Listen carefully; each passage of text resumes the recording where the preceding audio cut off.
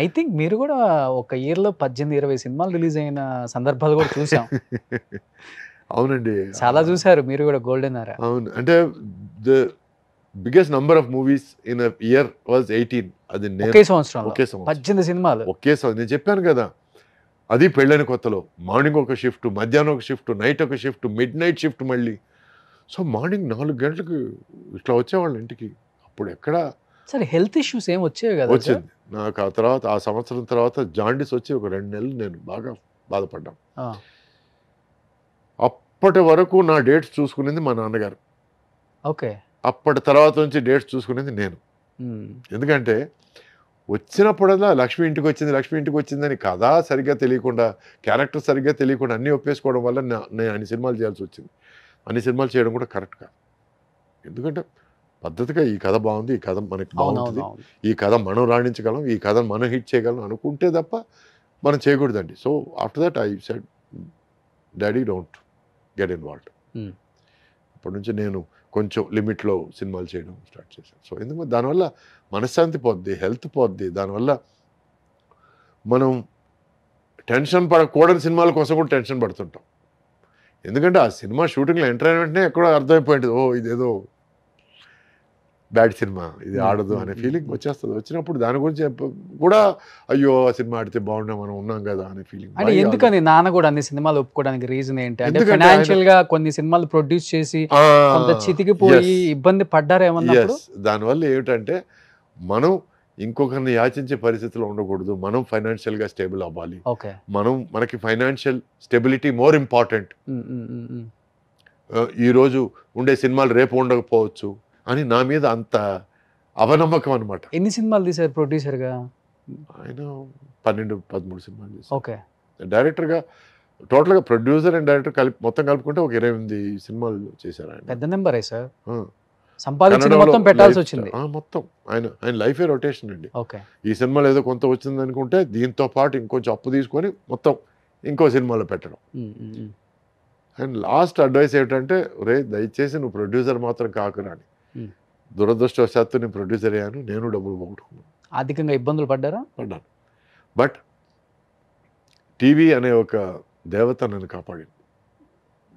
TV రంగంలో 8-9 serials మా wife పేరు మీద ప్రొడ్యూస్ చేసి తన చేతి మీద ప్రొడక్షన్ చేయించి కొంత నేను నిలదొక్కున్నాను.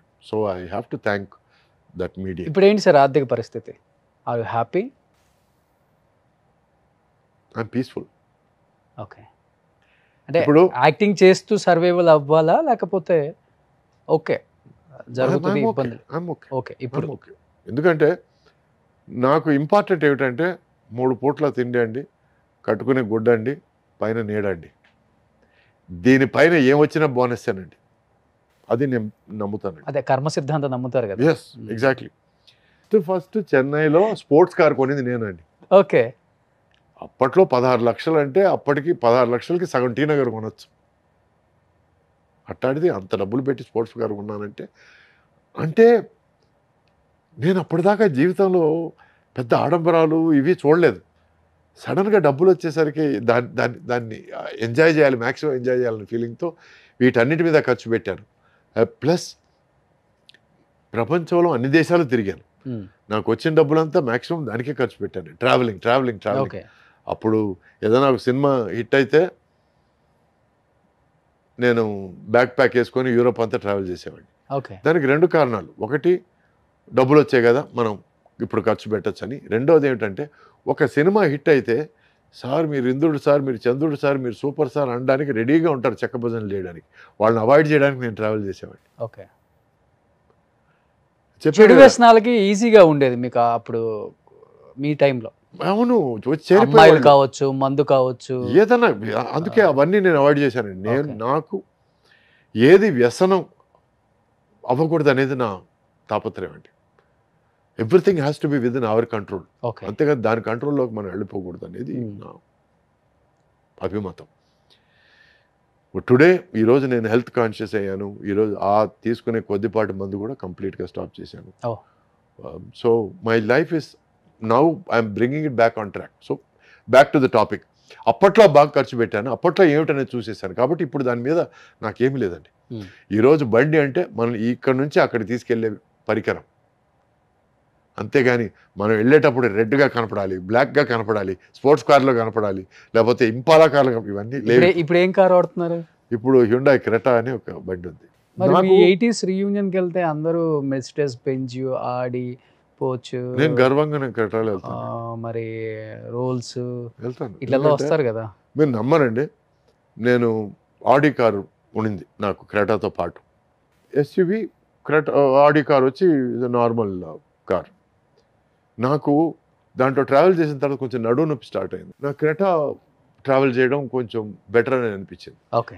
So I use to keep pushing it away. ఎక్కడైనా మా వైఫ్ బయటకు వెళ్ళాలనుకుంటే యూ టేక్ ద ఆడినో, యూ టేక్ ద ఆడినో. ఓకే.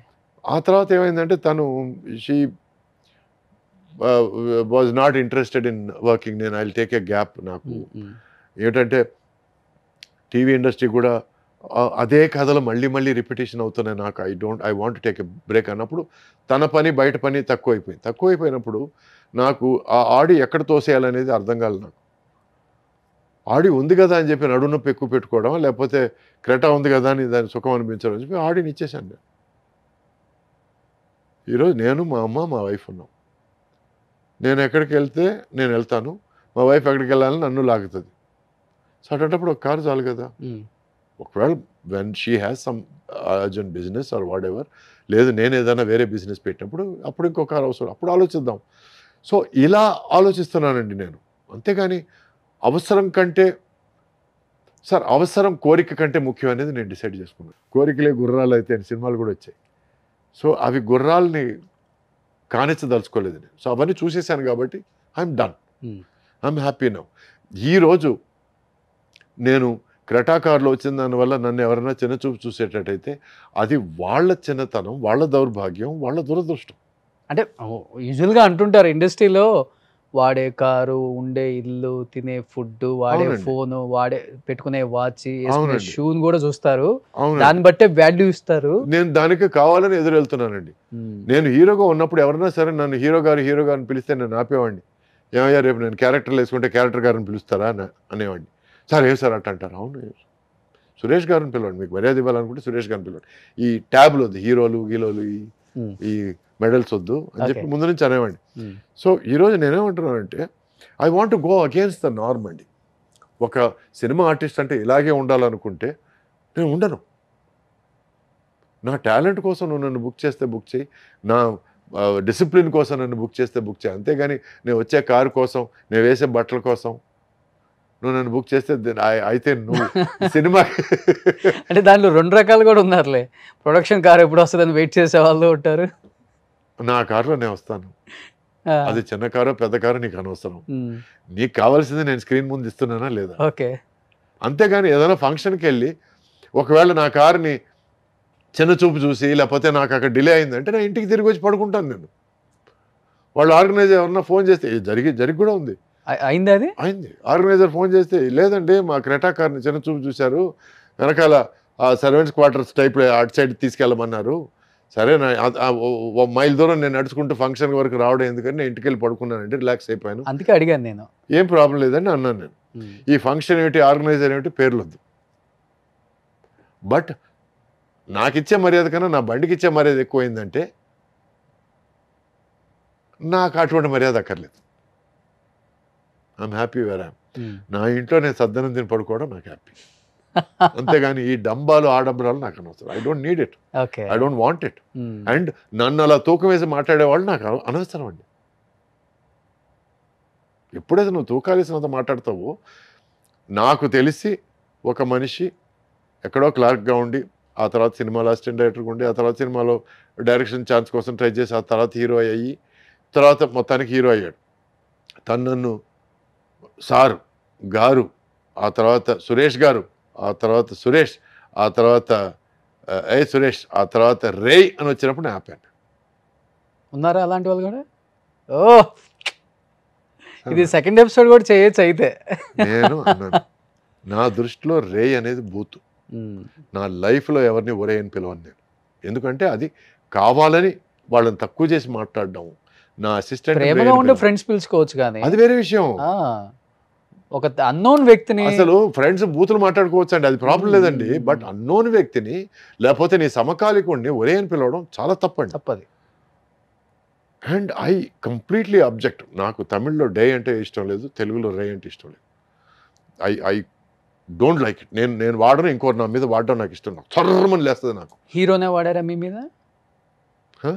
మీ మీద ఏదన్నా హీరోనే వాడారా లేకపోతే డైరెక్టర్? అదే చెప్పాను కదా, ఇలా అంచెలంచెలుగా మర్యాద మారుకుంటూ వచ్చి లాస్ట్లో రే వరకు వచ్చేసరికి నేను చెప్పాను, నువ్వు రే అంటే నేను బూతులు మాట్లాడాల్సి వస్తుంది, స్టాప్ ఇట్.